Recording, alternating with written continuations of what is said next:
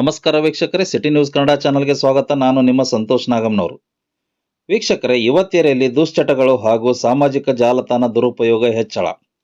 ಹೌದು, ಇವತ್ತಿನ ದಿನಗಳಲ್ಲಿ ಕೆಲವು ಜನರು ದುಶ್ಚಟಗಳು, ಕೆಟ್ಟ ಸಹವಾಸ ಹಾಗೂ ಸಾಮಾಜಿಕ ಜಾಲತಾಣ ದುರುಪಯೋಗದೊಂದಿಗೆ ತಪ್ಪು ದಾರಿ ಸಾಗುತ್ತಿರುವ ಘಟನೆ ಹೆಚ್ಚಳ ಹಿನ್ನೆಲೆಯಲ್ಲಿ ಸರ್ಕಾರ ಸಂಬಂಧಪಟ್ಟ ಇಲಾಖೆಗೆ ತಕ್ಷಣ ಜಾಗೃತಿ ಕಾರ್ಯಕ್ರಮ ಮಾಡುವ ಕುರಿತು ಹಾಗೂ ಸಾಮಾಜಿಕ ಜಾಲತಾಣಗಳಲ್ಲಿ ಅಶ್ಲೀಲ ಚಿತ್ರ, ವಿಡಿಯೋ, ಫೋಟೋಗಳನ್ನು ಅಪ್ಲೋಡ್ ಮಾಡುವ ಸೂಕ್ತ ಸೈಬರ್ ಕಾನೂನು ಕ್ರಮ ಕೈಗೊಳ್ಳಬೇಕೆಂದು ಕ್ರಾಂತಿಕಾರಿ ಸಂಗೊಳ್ಳಿ ರಾಯಣ್ಣ ಅಭಿಮಾನಿ ಬಳಗ ರಿಜಿಸ್ಟರ್ ಕರ್ನಾಟಕ ಬಳಗದ ಸದಸ್ಯರಿಂದ ಮನವಿ ಸಲ್ಲಿಸಲಾಯಿತು.